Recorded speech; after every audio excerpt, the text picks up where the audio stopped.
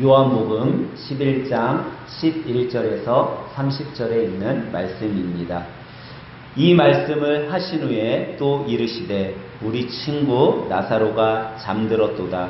그러나 내가 깨우러 가노라. 제자들이 이르되 주여 잠들었으면 낫겠나이다 하더라. 예수는 그의 죽음을 가리켜 말씀하신 것이나 그들은 잠들어 쉬는 것을 가리켜 말씀하신 줄 생각하는지라. 이에 예수께서 밝히 이르시되 나사로가 죽었느니라. 내가 거기 있지 아니한 것을 너희를 위하여 기뻐하노니 이는 너희로 믿게 하려 함이라. 그러나 그에게로 가자 하시니 뒤도돌아라고도 하는 도마가 다른 제자들에게 말하되 우리도 주와 함께 죽으러 가자 하니라. 예수께서 와서 보시니 나사로가 무덤에 있는지 이미 나으리라. 베다니는 예루살렘에서 가깝기 한 오리쯤 되매 많은 유대인이 마르다와 마리아에게 그 오라비의 일로 위문하러 왔더니 마르다가 예수께서 오신다는 말을 듣고 곧 나아가 맞이하되 마리아는 집에 앉았더라. 마르다가 예수께 여짜오되 주께서 여기 계셨더라면 내 오라버니가 죽지 아니하였겠나이다. 그러나 나는 이제라도 주께서 무엇이든지 하나님께 구하는 것을 하나님이 주실 줄 아나이다. 예수께서 이르시되 내 오라비가 다시 살아나리라. 마르다가 이르되 마지막 부활 때에는 다시 살아날 줄 내가 아나이다. 예수께서 이르시되 나는 부활이요 생명이니 나를 믿는 자는 죽어도 살겠고 무릇 살아서 나를 믿는 자는 영원히 죽지 아니하리라. 이것을 내가 믿느냐? 이르되 주여 그러하여다. 주는 그리스도시요 세상에 오시는 하나님의 아들이신 줄 내가 믿나이다. 이 말을 하고 돌아가서 가만히 그 자매 마리아를 불러 말하되 선생님이 오셔서 너를 부르신다 하니 마리아가 이 말을 듣고 급히 일어나 예수께 나아가매 예수는 아직 마을로 들어오지 아니하시고 마르다가 맞이했던 곳에 그대로 계시더라. 아멘. 우리 옆에 분하고 이렇게 오늘 인사해 보도록 하겠습니다. 사랑합니다, 축복합니다 하고 인사하도록 합니다. 사랑합니다, 축복합니다. 여러분 오늘 제가 방금 여러분들과 함께 본 말씀, 우리가 잘 아는 말씀 생각나시죠? 아마 신앙생활을 하신 분들은 이 말씀 잘 아는 말씀일 겁니다. 이 말씀의 초점은 바로 죽은 나사로를 예수님께서 살리신 사건을 다루고 있는 말씀입니다. 오늘 우리가 본문이 너무 긴 부분이기 때문에 제가 중간 부분만 오늘 여러분들과 함께 상고했고, 이 11장의 전반적인 내용은 이렇습니다. 오늘 본문에 나오는 동네, 잠깐 우리가 구절 속에서도 잠깐 나오긴 했는데, 베단이라는 동네가 나옵니다. 이 베단이라는 동네에서 예수님께서 이제 이 베단이라는 동네에 가게 되시는데, 이 베단이라는 동네에 누가 살고 있었냐면 마리아, 마르다, 또 오라버니인 나사로가 살고 있었습니다. 근데 이 본문에 나오는 마리아, 이 마리아가 누구죠? 이 마리아가 성경에 보면 마리아라는 사람들이 많이 나오잖아요. 근데 이 마리아가 누구냐면 예수님께 향유 옥합을 깨트려서 자신의 머리카락으로 예수님의 발을 씻어준 그 마리아가 바로 오늘 본문에 나오는 마리아입니다. 근데 이 마리아와 마르다의 오라버니가 이제 병에 들게 되었어요. 그래서 중병에 들게 되었는데 마르다가 사람을 보내서 예수님한테 예수님 우리 오빠가 병들었습니다. 예수님 우리 오빠 좀 도와주세요. 살려주세요. 라고 사람을 보냈어요. 그런 장면이 오늘 우리가 읽은 본문 앞의 내용입니다. 근데 여기에서 우리가 한 가지 보게 되는 게 있어요. 마르다와 마리아가 예수님께 사람을 보낼 정도면 예수님하고 이 마리아의 관계, 이 가정의 관계가 어떤 관계였을까요? 너무나도 가까운 관계였을 거야. 아마 우리가 이야기하는 정말 가까운 이웃사촌 관계, 아니면 절친 관계, 이런 관계였음을 우리가 보게 되는 부분이죠. 오빠가 아프니까 좀 예수님 와서 우리 오빠 좀 살펴주세요. 오빠 좀 고쳐주세요. 그럴 정도의 관계. 또 예수님은 그 이야기를 듣고 내가 고쳐야겠다라는 그런 마음을 갖고 찾아가실 정도의 관계. 저는 오늘 말씀 속에 이런 관계가 우리 하늘샘 교회 가정들이 이런 관계가 되었으면 좋겠어요. 어느 가정에 어려운 일이 있거나 문제가 있으면 그 문제를 해결해 주기 위해 같이 찾아가고, 또 어려움이 있을 때, 또 슬픔이 있을 때 함께 슬퍼하고, 기쁘고 즐거운 일이 있을 때는 함께 웃고 즐길 수 있는 그런 하늘샘 가족들, 그런 가족들의 관계가 되기를 주님의 이름으로 간절히 부탁드립니다. 근데 이런 관계가 되고 있었던 거예요. 마리아와 마르다, 또 나사로, 그 다음에 예수님. 그런데 여러분 지금 마리아와 마르다가 자신의 오빠의 병으로 예수님께 사람을 보냈어요. 그러면 예수님이 그 얘기를 듣고 빨리 좀 와줬으면 좋겠는데 예수님이 뭐라고 얘기를 하냐면 그 병 이야기를 듣고 지금 죽을 병이 아니야. 나사로는 죽을 병이 아니고 곧 잠에서 깨어날 거다. 이렇게 얘기를 해요. 그리고 이 나사로가 이 병에 걸린 이유에 대해서도 얘기해요. 뭐라고 이야기하냐면 예수님이 이 병이 왜 나사로가 걸렸다라고 이야기를 해요? 바로 하나님의 영광을 위해서 이 병에 걸린 거다라고 이야기를 하고 있다라는 거예요. 우리도 한번 이 부분에 있어서 좀 우리의 삶을 좀 빗대어서 한번 생각해 보자라는 거죠. 그럼 우리가 살아가다 보면은 어려운 일들이 있어요. 근데 우리가 어려운 일을 부닥치게 되면 그렇게 생각을 해요. 내가 뭘 잘못했나? 무슨 죄를 졌나? 나 왜 이런 삶을, 이런 사건을 맞이하게 되지? 그럴 때가 있다라는 거죠. 근데 오히려 오늘 말씀을 통해서 내가 이 어려움, 또 이 고난, 이런 환경에 처해 있을 때 내가 지금 처하고 있는 환경 속에 과연 하나님의 영광을 위해 어떤 일들이 일어날 수 있을까? 어떻게 바뀔 수 있을까? 하나님은 내가 지금 이 어려움을 통해서 내가 주님을 위해 어떻게 살아가길 바라고 계시지? 라고 한번 생각해 봐야 된다는 거예요. 그러면 내 어려움과 내 문제거리가 뭐가 돼요? 하나님의 영광을 위해 쓰임받는 일들이 된다라는 거죠. 지금 어떻게 보면 나사로가 병에 걸린 그 이유가 바로 예수님은 하나님의 영광을 나타내기 위함이라고 꼭 집어서 이야기를 해주고 있는 거예요. 그러면서 예수님이 뭐라고 이야기를 하세요? 오늘 본문에 우리가 읽은 잠든 나사로를 깨우러 가자라고 이야기를 해요. 근데 제자들은 이 예수님의 이야기를 뭐로 들어요? 정말 나사로가 잠들어 있는 걸로 우리가 밤 12시, 1시가 되면 잠자듯이 잠들어 있는 걸로 착각하고 예수님 나사로가 잠들었으면 낫겠습니다. 그가 병든 게 아니라 그 병에서 낫겠습니다 라고 이야기를 하는 거예요. 그때 예수님이 분명하게 또 꼭 집어서 뭐라고 해요? 나사로가 뭐 했다고? 죽었다라고 이야기를 해요. 이제 처음에 예수님이 잠자는 거를 깨우러 간다라고 얘기를 했잖아요. 근데 제자들이 못 알아듣으니까 어떻게 해요? 확실하게 얘기를 해주는 거예요. 나사로는 자고 있는 게 아니라 죽었다라고 이야기를 해주고 있어요. 우리가 왜 예수님이 이제 이 죽음에 대해서 확실하게 제자들에게 이야기를 해주냐, 그것을 우리가 한번 알아봐야 된다라는 거죠. 여러분, 사람이 죽으면 살아날 수 있어요, 없어요? 죽은 사람 다시 살아날 수 있을까요, 없을까요? 살아날 수 없어요.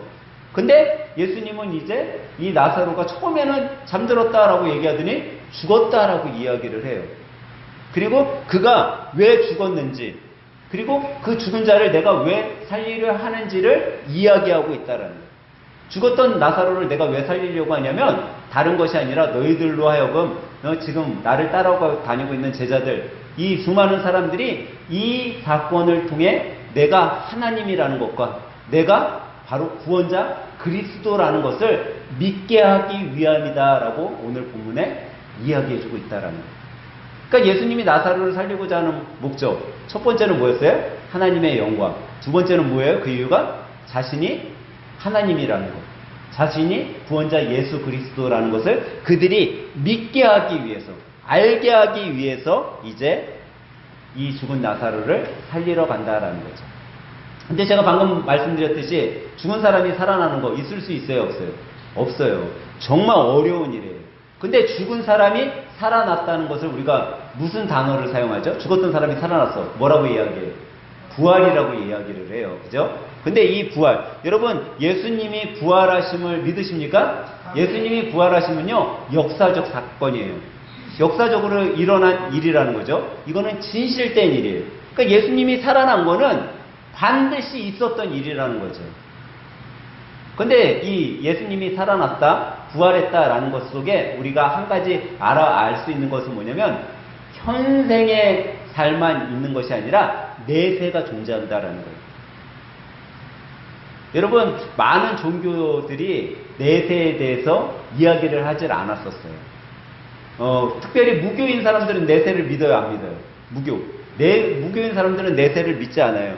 그들은요, 그냥 사람이 죽으면 그것으로 끝난다라고 생각을 해요. 그래서 특별히 세상에 많은 종교 중에 유교는요, 내세를 믿지 않아요. 여러분, 유교 만든 사람이 누구예요? 공자. 그래요. 이 공자의 이야기 중에 그런 이야기가 있어요. 어느 날 공자의 제자인 계로가 공자에게 이야기를 해요. 선생님, 사람이 죽으면 어디로 갑니까? 라는 질문을 해요. 그러면 만약에 내세가 있다면 어디로 간다라고 스승 공자가 이야기할 거 아니에요. 근데 공자가 그런 제자의 질문에 뭐라고 이야기를 하면, 사는 것도 알지 못하는데 내가 죽는 걸 어떻게 아냐라고 이야기를 해요.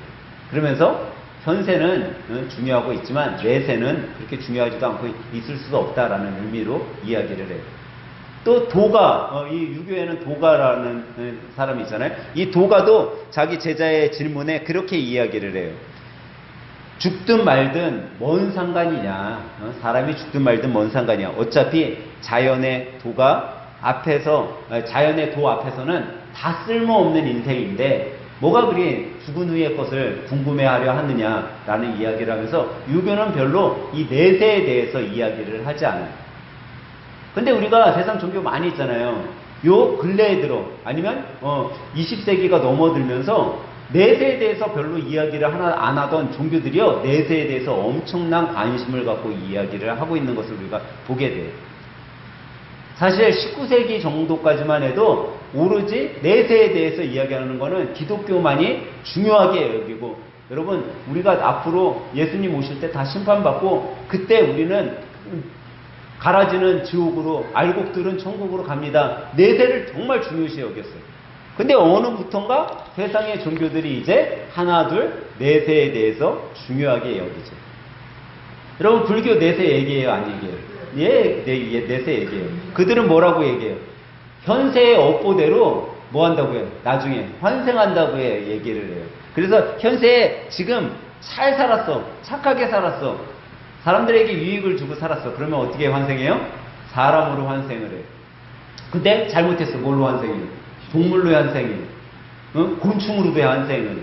그래서 얘네는 뭐라고 하냐면 다음 생을요 6가지 생으로 만들어놨어요. 그래서 사람이 현세의 업보에 따라 다음에 사람으로 태어나기도 하고 동물로 태어나기도 하고 곤충으로 태어나기도 하고 이 6가지가 돈다고 하는 것들, 이 환생에 대해서 초점을 두고 이야기를 했었어요.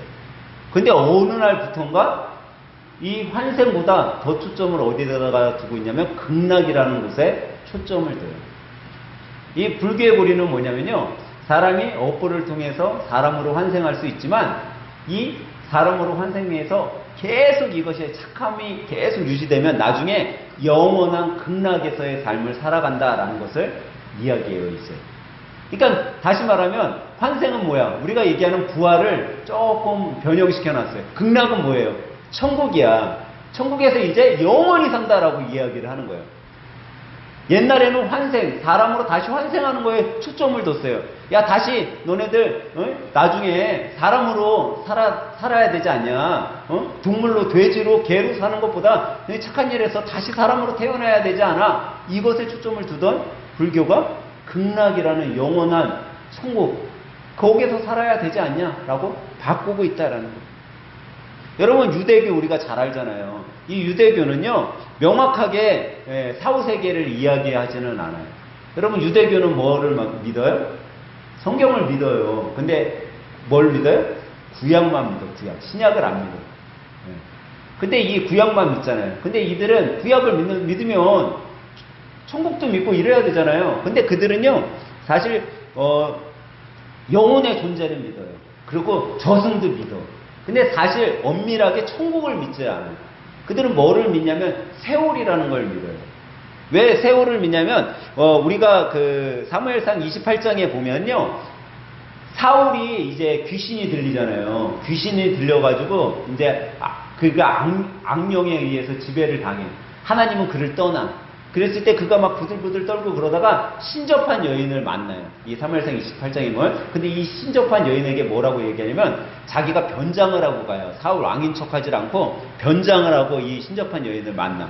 그러고선 그 신접한 여인에게 뭐를 부탁하냐면 사무엘 선지자를, 다시 죽은 사무엘을 자기 앞으로 불러달라고 그렇게 이야기를 해요.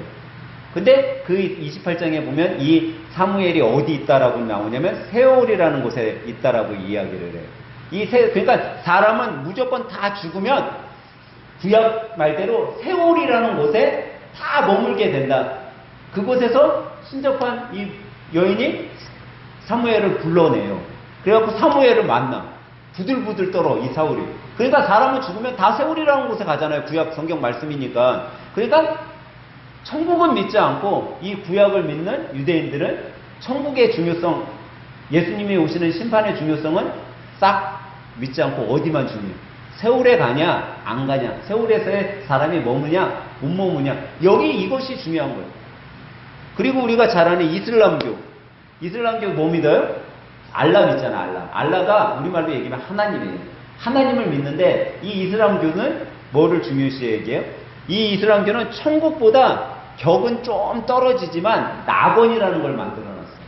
불교의 낙원처럼, 낙원이랑 극락처럼 이런 것들을 만들어놨어요. 그래서 낙원이라는 곳에 사람이 죽으면 간다라고 이야기를 해요. 다 뭘 얘기하고 있는 거예요? 내세를 이야기하고 있어요. 여러분 힌두교 들어봤죠? 힌두교도 윤회 사상이 있어요. 불교하고 약간 비슷해요. 근데 불교에서 말하는 윤회, 6가지의 삶이 돌아간다라는 그 윤회하고는 좀 다른 윤회예요. 이거는 뭐냐면 그냥 책바퀴 돌듯이 도는 거예요. 뭐냐면 사람이 죽으면 다시 뭐로 태어나? 사람으로 다시 태어나는 거예요. 근데 사람으로 태어나는데 어떻게 태어나냐? 착한 일, 선한 일, 좋은 일을 하는 사람은 격이 높은 사람으로 다시 태어나는 거예요. 환생하는 거예요. 근데 나쁜 짓 하고 그랬던 놈은 어떻게 해요? 격이 떨어지는 아주 힘든 그런 사람으로 태어난다라는 윤회 사상을 만들어놨어요. 그러니까 그냥 수레바퀴 돌듯이 돌아가는 삶이죠.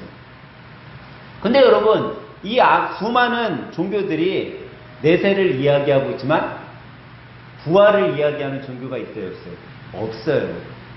이 사람들은 죽고 다시 태어남이야. 죽었던 자가 살아나는 게 아니라 인생이 죽고 끝나고 새로운 인생이 다시 태어나는 거예요. 근데 유일하게 부활을 이야기하는 종교가 있어요. 그게 뭐죠?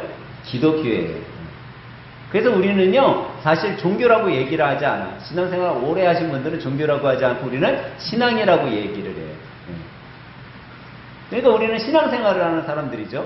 근데 이 기독교에만 왜 부활이 있냐? 다른 종교에는요, 죽었던 자가 살아나는 게 없었기 때문이에요. 여러분, 쉽게 얘기하면 이렇게 얘기할 수 있어요. 아주 똑똑한 사람이요, 먼저 태어난 사람이 있어요. 그분이 선생님이 됐어. 그러면 그 나중에 태어난 제자 같은 사람, 나중 세대 사람들이 누구의 본을 받을까요? 똑똑한 선생님의 스승의 가르침에 본을 받겠죠. 그리고 그거를 더 부각시켜서 더 좋은 것으로 만들겠죠. 그러면 우리가 한번 그런 세상적인 역사적인 사건만 바라보더라도 우리는 그런 삶을 살아야 돼요. 여러분, 석가가 기원전 624년에 태어났어요. 기원전이에요. 기원전이라는 건 뭐예요? 예수님보다 먼저 태어났다라는 거예요. 그리고 석가모니가 35살에 득도를 하고선 이에 불교의, 어떻게 보면 불교의 모든 사상을 집대성하기 시작을 해요. 그러면 이 불교의 사상 여러분들이 봤을 때 좋아요, 나빠요? 불교의 가르침. 좋아요.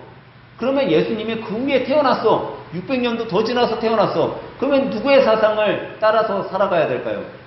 석가의 사상을 따라서 살아가야죠. 그게 더 옳고 맞잖아요. 그런데 왜 사람들이 석가의 사상을 따르지 않고 예수 그리스도의 사상을 따냐는 거예요. 왜 석가의 사상에는 부활이 없고 예수 그리스도의 사상에는 부활이 있냐라는 거예요. 여러분, 거짓되고 가짜인 것은요, 점점점 없어지게 되는 거예요. 진실은요, 아무리 없애려고 해도 없어지는 것이 아니라 오히려 드러나는 거예요. 여러분, 왜 내세를 강조 안 하던 종교들이 내세를 강조하기 시작했을까요? 이 내세가 분명히 있으니까 강조할 수밖에 없는 거예요. 그런데 자기네들이 이제 내세를 얘기하면서 부활을 얘기하려고 했더니 어떻게 해요? 예수님의 사상을 따를 수밖에 없는 거야. 그러니까 부활은 얘기할 수가 없는 거예요. 그리고 부활은 누구만 얘기할 수 있어요? 부활을 시킬 수 있는 자만이 얘기할 수 있는 거예요. 근데 여러분 왜 예수님이 부활을 얘기할 수 있고 시킬 수 있을까요? 성경은요 항상 모든 얘기를 할 때 여러분과 제가 좀 무지하잖아요. 약하잖아요. 잘 모르잖아요. 본을 항상 보여줬어요. 여러분 부활에 대해 본을 누가 보여주셨어요? 예수님이 보여주신 거예요. 예수님은 죽었다 살아나셨어요. 죽었다 살아나신 분이기 때문에 부활을 이야기할 수 있고 여러분과 저를 부활시킬 수 있는 거예요. 부활에 대해 말씀하실 수 있는 거죠. 오늘 본문에 보니까요 나사로가 여러분 어떻게 되었다라고 얘기하고 있어요? 나사로가 죽었다라고 얘기했어요. 본문 14절에 보니까 예수님이 분명하게 나사로는 죽었다라고 꼭 집어서 이야기를 하셨어요. 그 전에는 잠들었다고 얘기했다고 그랬잖아요. 꼭 집어서 죽었다라고 했어요. 여러분 사람이 죽은 거는요 두 가지로 우리가 살펴볼 수 있어요. 사람의 죽음은 육체적 죽음이 있어요. 이 육체적 죽음은 뭐예요? 생물학적 죽음인 거예요. 생물학적 죽었다는 건 심장이 멎었다라는 거예요. 뇌가 정지됐다라는 거예요. 폐 기능이 정지됐어요. 그래서 우리가 이 생물학적 죽은 사람을 뭐라고 하냐면 심정지 아니면 세포사라고도 얘기를 해요. 또 의학적으로 죽었다라는 건 뭐예요?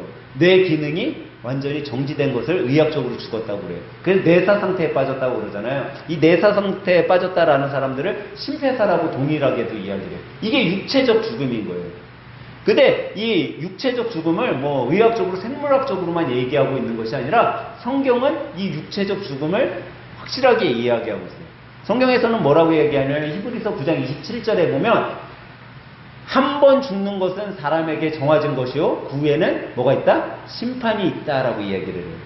그러니까 한 번 모든 사람에게는 뭐가 있어요? 한 번 죽음이 있다라는 거예요. 이 한 번의 죽음은 뭐냐면 육체적 죽음을 이야기를 해요. 그러니까 여기 지금 예배 드리시는 여러분 단 한 사람도 이 육체적 죽음에서 자유로울 수 있는 사람은 단 한 사람도 없어요. 우린 다 죽게 될 거예요. 혹시 예수님이 내가 죽기 전에 오신다라면 죽음을 맛보지는 않을 수 있겠죠. 근데 예수님이 내가 육체적 하나님의 창조 섭리 속에 우리는 시간이 지나고 자연환경 속에 죽어갈 거다로 그렇게 창조하셨기 때문에 그 창조 섭리대로 살아간다면 예수님이 그 전에 오시지 않다면 우리는 다 뭐 할 거예요? 죽는다라는 거죠. 이게 육체적 죽음이에요. 사람은 이 육체적 죽음에서 단 한 사람도 자유로울 수 없죠. 근데 이 육체적 죽음만 있는 것이 아니라 사람의 죽음은 영혼의 죽음이 있다라는 거예요. 이 영혼의 죽음은요 육체적 죽음하고는 전혀 달라요. 육체적 죽음은요 사람의 영혼이 육체에서 빠져나가면 육체는 죽어요 그냥. 근데 육체적 죽음이 있다라고 해서 영혼의 죽음이 있냐? 그렇지 않다라는 거예요. 영혼의 죽음은 뭐 때문에 오는지 아세요 여러분? 예수님을 믿냐 안 믿냐에 따라서 온다라는 거예요. 예수님을 안 믿으면 그냥 그 사람은 영혼의 죽음이 있는 거예요. 예수님을 믿으면요 영혼의 죽음이 없는 거죠. 그래서 우리가 디모데후서 4장 1절서부터 쭉 보면요 예수님이 이런 말씀을 하세요. 하나님 앞과 살아있는 자와 죽은 자를 심판하실 그리스도 예수 앞에서 그가 나타나실 것과 그의 나라를 두고 엄히 명령하노니 라는 그 말씀을 하시면서 이 부분에 보니까 하나님 앞에서 이제 심판을 한다라는 거예요. 그때 어떻게 심판하냐? 살아있는 자와 그 다음에 또 뭐라고 했어요? 죽은 자. 다시 말해서 예수님이 오셔서 심판할 때는요 살아있는 자가 있으니까 그대로 심판받는 거고요 죽은 자들이 어떻게 된다라는 거예요? 살아나서 심판받는다라는 거예요. 그때는 육과 영혼이 다 살아나는 거예요. 그냥 살아나는 거 아니에요. 그러니까 부활은 뭐예요? 영혼만 살아나는 게 부활이 아니에요. 부활은 뭐까지 살아나야 돼요? 육신까지 살아나는 거예요. 육신. 그래서 육신은 영혼이 떠나면 그걸로 죽음이지만 영혼은요 육신이 빠져나갔다고 해서 영혼이 죽지 않는다라는 거예요. 그 영혼은 어떻게 해요? 지금 나사로가 잠시 처음에 예수님이 뭐라고 했어요? 잠자고 있다고 그랬잖아요. 잠자는 것처럼 잠자고 있는 거예요. 근데 예수님이 심판하러 오실 때 다시 살아나요. 어떻게? 육신을 가진 자예요. 우리가 어떻게 그것을 알 수 있어요? 제가 뭐라고 했어요? 성경은 항상 뭘 보여줘요? 본을 보여줘요. 본보기를 뭔가를 보여줘요. 예수님의 부활이에요. 예수님이 부활하셨을 때 영과 혼만 부활했어요? 여러분? 예수님이 무덤에 묻히셨어. 세마포 강보로 다 쌌어요. 부활하셨잖아요. 그때 영혼만 싹 살아나고 시체는 그대로 있었냐라는 거예요. 아니에요. 의심 많은 도마가 어떻게 했어요? 예수님의 손에 못자국, 옆구리에 자국에 자기의 손가락을 넣어봤어요. 손가락을 넣어봤다는 건 예수님의 몸이 뭐가라는 거예요? 육체가 있었다라는 거예요. 육체가. 그러니까 부활은요, 영과 혼과 육이 다 살아나는 게 부활인 거예요. 우리가 이것을 착각하면 안 돼요. 부활의 예가 바로 예수 그리스도셨던 거예요. 그렇기 때문에 예수님만이 부활을 말씀하실 수 있고 부활시킬 수 있는 거죠. 근데 이게 2000년 전 예수님이 죽었다가 살아난 그때 당시 사람들에게만 이 부활을 이야기하고 있냐? 그렇지 않다라는 거예요. 여러분, 예수님 당시 때 예수님을 믿는 사람들 이 부활에 참여할 수 있어요, 없어요? 참여할 수 있었어요. 현재 예수님을 믿는 우리 믿음의 신앙인들 부활에 참여할 수 있을까요? 있다라는 거예요. 우리 다음 세대 예수님을 믿는 자들 부활에 참여할 수 있을까요? 부활에 참여할 수 있어요. 그래서 이 부활은요, 과거에만 역사적 사건으로 끝나는 것이 아니라 현재 이 앞으로 미래까지 이 부활의 증거, 부활의 역사, 부활의 진실은 계속 지속될 거라는 거죠. 오늘 본문은 이제 이 부활에 대해 여러분과 저에게 이야기하고 있어요. 어떻게 이야기하고 있냐면 나사로는 완전히 죽었어요. 죽은 이 나사로를 예수님께서 살리겠다 말씀하셔요. 근데 그때 여러분 죽었던 자가 살아나기가 힘들다라고 그랬잖아요. 근데 간혹가다 이러는 경우가 있어요. 예전에 제가 한번 말씀드렸는데 우리나라 사람이 죽으면 며칠장이에요? 3일장 하잖아요. 근데 제가 왜 3일장 한다고 그랬어요? 옛날에는 사람들이요 쇼크하거나 기절하거나 그러면 의학이 발달하지 않았기 때문에 이게 쇼크로 사람이 잠깐 심정지가 온 건지 아니면 기절해서 심정지가 온 건지 몰랐어요. 그래서 사람이 쓰러졌는데 보니까 숨도 안 쉬어, 심장도 안 뛰어. 뭐 했어요? 바로 갖다가 파묻어 버렸어. 근데 얕게 묻었는데 그 사람이 묻는 순간 어떻게 깨어난 거예요. 그래서 손을 쭈약 올려. 그러면 사는 거예요. 그런 일들이 비일비재하게 일어나다 보니 야 이렇게 하면 안 되겠다라고 해서 시체를 어떻게 했어요? 우리나라 같은 경우 뒤에 병풍을 두고 병풍 뒤에다가 시체를 안치했어요. 그러면서 3일을 보냈어요.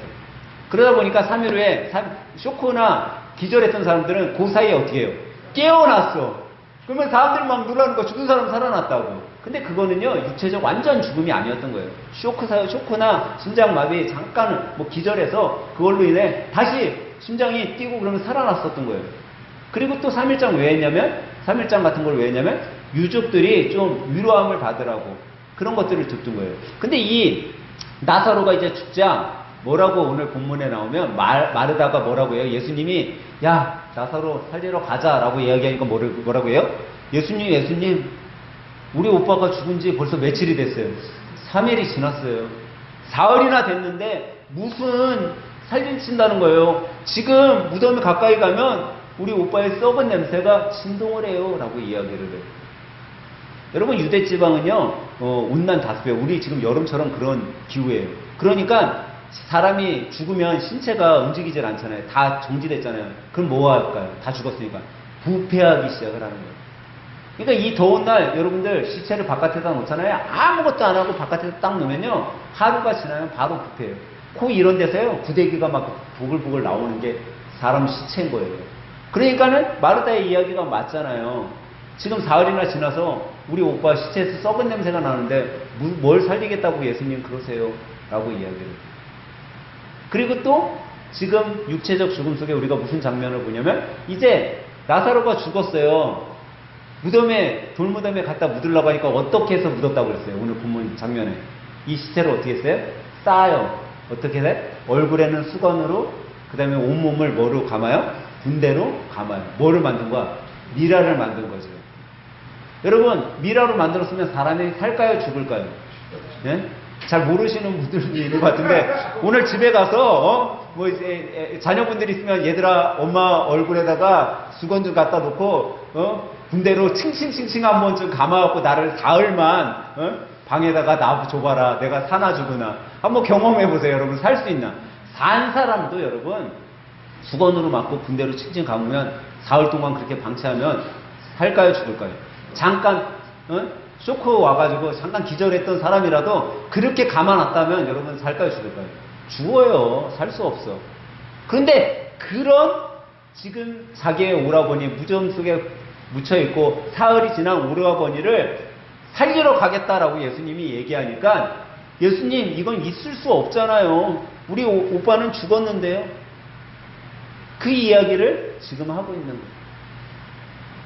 그러니까 오늘 본문은 나사로가 완전히 도저히 의학적으로 생물학적으로 살릴 수 없는 그런 환경이 되어 있음을 이야기해 주고 있는 거죠. 세상적으로는 도저히 다시 살아날 수 없는 그런 상태임을 우리들에게 깨닫게 해주고 있는 거예요. 세상은 할 수 없는 거지만 예수님은 하실 수 있음을 여러분 믿으시기 바랍니다. 그래서 예수님이 이제 이 나사로를 살리기 위해 무덤에 가요. 우리는 여기에서 몇 가지 기억해야 될 부분이 있어요. 여러분 예수님은 능력이 하나님이신 줄 믿으십니까? 그러면 예수님은요 지금까지 수많은 기적을 일으키면서 지금 이 베다니 동네에 오셨어요. 얼마나 많은 기적을 일으켰냐면 예수님은 말씀만 하시면은 그 일들이 이루어질 정도예요. 그러면 지금 사실 나사로의 무덤에 가지 않고 그냥 예수님이 마르다 앞에서 야, 네 오라버니 나사로 나았으니까 너 한번 무덤에 가봐라. 그러면 오라버니 나와 있을 거야. 라고 말로도 고칠 수 있었잖아요. 근데 예수님이 왜 굳이 이 무덤까지 가셨냐라는 거예요. 우리는 이 장면 속에 그런 것들을 좀 기억했으면 좋을 것 같아요.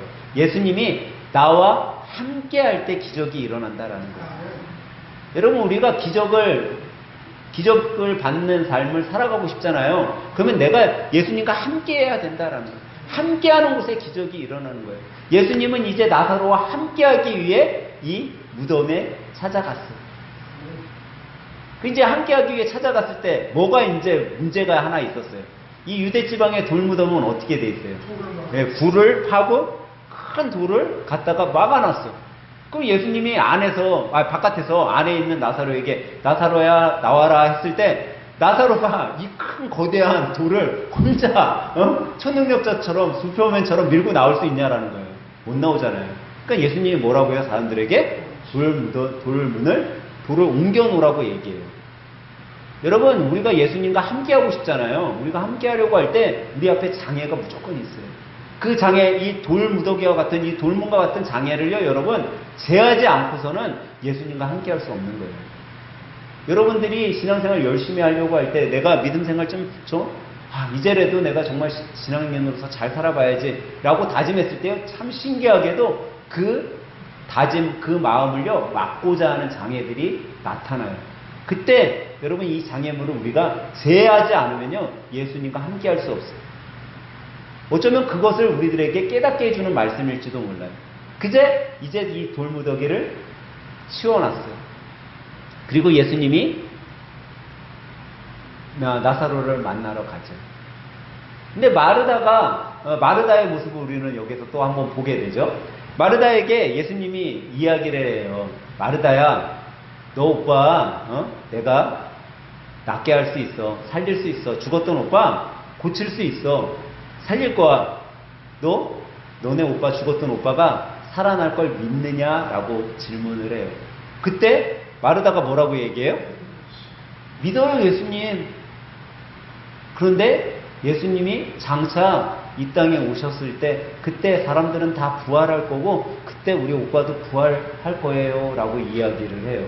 그러니까 지금 예수님이 고친다고 해서 지금 무덤에서 살아나는 게 아니라 예수님이 다시 이 땅에 오셨을 때 그때 다른 사람들과 같이 다 부활할 거다 그렇게 얘기를 하는 거예요.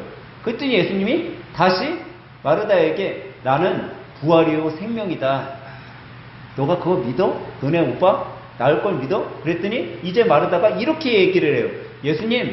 예수님이 하나님 앞에 기도하면 하나님께서 그걸 들으시고 예수님이 기도한 대로 될 줄 제가 믿어요 라고 이야기를 해요. 이 마르다가. 근데 우리가 여기서 한번 봐보세요. 이제 그러면 예수님이 나사로에게 가서 무덤 앞에서 나사로야 나와라 하면은 될 거를 믿어야 되잖아. 자기가 그렇게 얘기를 했지만. 그런데 마르다는 자기가 그렇게 본인 입으로 이야기했음에도 불구하고 연약하다라는 거예요. 이게 여러분과 저의 모습이에요. 마르다의 모습이 아니라 우리도 예배드리고 성경을 보고 기도하면서 하나님 내가 이렇게 될 줄 믿습니다. 분명히 하나님은 그런 하나님이세요. 예수님 내가 주님 앞에 기도하면 주님께서는 분명히 내 기도를 들으시고 응답하실 거예요 라고 고백했음에도 불구하고 우리는 이 마르다의 모습처럼 살아간다라는 거예요. 그리고 23절에 그런 마르다에게 예수님이 뭐라고 하시냐면 예수께서 이르시되 내 오라비가 다시 살아나리라 라고 한 번 더 확신 있게 이야기를 해줘요. 그리고 이 말씀을 마친 후에 예수님이 이제 나사로에게 가서 무덤 앞에서 돌을 굴려놓고 뭐라고 명령하세요? 나사로야 나와라 라고 이야기를 하셔요. 명령하세요. 죽은 나사로를 부르셔요. 우리가 이 예수님의 명령 속에 우리의 삶도 그런 삶이 돼야 되는 거예요. 내가 예수님 앞에 귀한 확신이 있어요. 그럼 예수님이 나에게 명령하셨어요. 그러면 내가 그 명령대로 행해야 된다라는 거예요. 나사로가 그냥 죽어서 부패해서 무덤에 안치돼 있어요. 근데 예수님이 나오라고 명령했어. 근데 나사로가 그러는 거예요. 아, 예수님, 나 이미 부패해갖고 지금 군대에 꽁꽁 모여서 누워있는데 뭘 나오라고 하세요, 저를. 저 그냥 여기서 죽고 가만히 있겠습니다. 라고 했다면 나올 수 있었을까, 없었을까? 못 나오는 거예요. 여러분, 예수님의 명령이 선포되고 나에게 임했을 때 내가 행해야 되는 거예요, 여러분.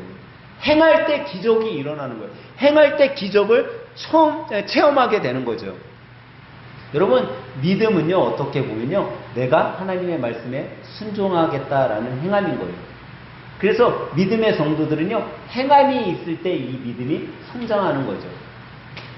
여러분, 우리 한번 다 같이 오늘 본문 읽어보지는 않은 본문이지만 42절 말씀 한번 우리 한번 화면 보고 한번 읽어보도록 하겠습니다. 시작. 항상 내 말을 들으실 줄을 내가 알았나이다.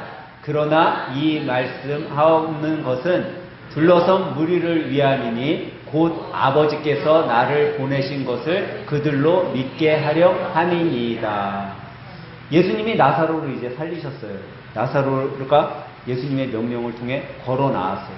근데 이 일이 일어나게 된 일. 왜 예수님은 이 죽었던 나사로를 살렸냐? 그냥 그 가정이 불쌍해서 살렸냐? 그게 아니라는 거예요. 예수님의 행하신 것을 통해 지금 예수님이 나사로를 살린 것을 통해 사람들이 하나님께서 예수님을 보내신 그 이유, 보내신 것을 그들로 믿게 하기 위해서 지금 이 일을 행하고 계시다라고 이야기하고 있다라는 거예요. 여러분, 예수님은요 지금도 우리 삶 가운데서 수많은 기적을 행하고 계세요. 근데 우리가 그것을요 믿으면 지금 오늘 본문에 나사로가 살아 나오는 것을 보고 믿고 주님을 나의 구주 나의 하나님을 고백했던 그때 부활 사건의 부활의 증인의 부활에 참여했던 그 사람들의 삶이 내 삶 가운데도 이루어지게 되는 거예요. 근데 내가 그것을 믿지 못하면요 우리는 당시 바리새인이나 사두개인처럼 예수님을 눈으로 보았지만 믿지 못하고 십자가에 못 박았던 그 사람들의 삶을 우리가 살아가게 된다는 거예요. 과연 여러분은 이 나사로의 부활의 사건을 통해 무엇을 깨달을 수 있을까? 우리는 많은 것들을 깨달을 수 있겠죠. 근데 참 신기하게도 여러분 예수님이 죽은 사람을 살려주셨어요. 그러면 이 사람이 살았잖아요. 부활했잖아요. 그럼 이 사람 영원히 살아야 될 거 아니야. 나사로 영원히 살아야 될 거 아니에요. 근데 나사로 죽었어요? 살았어요? 죽었어요. 이게 육체적 죽음인 거예요. 육체는요 살려놔도 죽는 거예요. 예수님의 심판의 그날이 돼서 예수님이 모든 사람을 살리고 그때 죽을 자와 영원히 죽을 자와 영원히 살 자를 심판하는 그날까지는요 모든 사람은 육체적 죽음을 다 당하고 누구도 살아날 수 없어요. 육체적 죽음을 당하지 않고 천국으로 들림받은 사람 에녹, 이 사람만이 영원한 삶에서 지금 그는 벌써 심판을 받지 않아도 되는 사람이에요. 근데 우린 모두는 다 뭐 해야 돼요? 심판을 받아야 돼요. 그러니까요 우리는 누구나가 다 이 육체적 죽음을 당할 수밖에 없어요. 예수님이 오시기 전까지는. 그렇지만 우리는 그 후에 심판을 받게 될 거예요. 그러니까 우리가 삶 가운데 육체적 죽음은 반드시 있다는 걸 기억해야 돼요. 그 후에는 심판이 있고 우리에게 내세가 있어요. 수많은 종교들이 내세를 얘기하지만 그 내세는요, 기독교에서 얘기하는 예수 그리스도께서 말씀하시는 그 내세가 아니에요. 반복되는 윤회와 같은 내세가 아니에요. 어떤 행함으로 인해서 착한 일 많이 해서 사람으로 태어나고 착한 일 많이 해서 극락에 가고 그런 내세가 아니에요. 여러분과 저는 오로지 부활하신 예수님을 믿는 신앙으로 그 내세, 영원한 천국을 맞이하는 믿음의 성도들이 될 줄 믿으시기 바랍니다. 오늘 예배를 드리는 여러분과 제가 이것을 믿기만 한다면 우리도 마리아와 마르다 제자들이 경험했던 이 기적과 같은 그 위대한 기적을 우리 삶 가운데 경험하게 될 줄 믿으시기 바랍니다. 이번 한 주 살아갈 때 부활의 기적과 기쁨을 삶 가운데 누리시는 하늘된 가족 모두가 되시길 예수님의 이름으로 간절히 축원합니다.